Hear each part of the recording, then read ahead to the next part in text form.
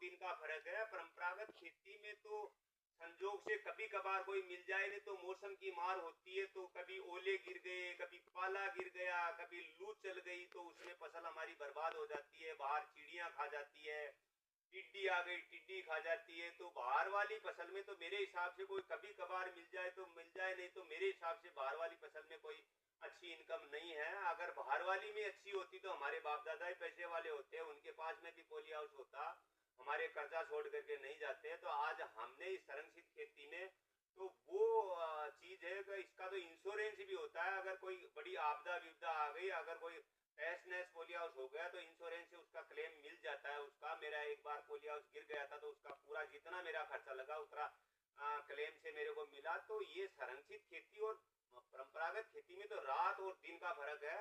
तो मैं देश के सभी किसानों को यही कहूंगा कि आप परंपरागत खेती के साथ में छोटे स्तर से ही करें, परंतु संरक्षित खेती में घुसने की कोशिश करें। इसी में आपका भविष्य है और किसानों का भी, मेरा भी भविष्य इसी में बना है।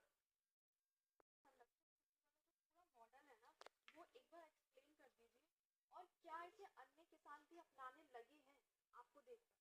हाँ मैम, पहले संरक्षित खेती का मॉडल एक बार पूरा संरक्षित खेती का मॉडल का मतलब होता है कि हर चीज कवर्ड होती है। जैसे संरक्षित खेती में ऊपर एक स्ट्रक्चर बनता है, उसके बाद में उसके ऊपर शीट लगती है हवा आने के लिए चारों तरफ की। जैसे ये वो साइड के पर्दे लगे हुए हैं, वैसे पर्दे लगे हुए थे, उसमें ऊपर कर्टन होता है, उसको हवा देने के लिए ऊपर नीचे किया जाता है।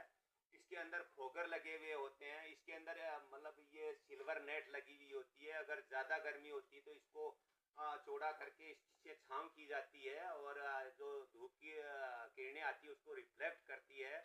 फोगर होते हैं, तो वो फोगर गर्मी के अंदर इसमें ह्यूमिडिटी बनाने के लिए और टेम्परेचर को डाउन करने के लिए वो सिस्टम होता है। और सोलर से सारा का सारा वो चलता है। और इसके अलावा हम बेड बना करके नीचे गर्मी में हम मल्चिंग नहीं लगाते, क्योंकि गर्मी में मल्चिंग गर्मी ज़्यादा करती है। तो सर्दी के अंदर हम ये मल्चिंग लगाते हैं। और मल्चिंग का फ़ायदा ये है कि इसमें खरपतवार नहीं होता, और इसमें जिग जैग में और एक लाइन से सीड लगाए जाते हैं। ज़्यादातर इसमें सीडलेस खीरा और शिमला मिर्च ही उगाई जाती है।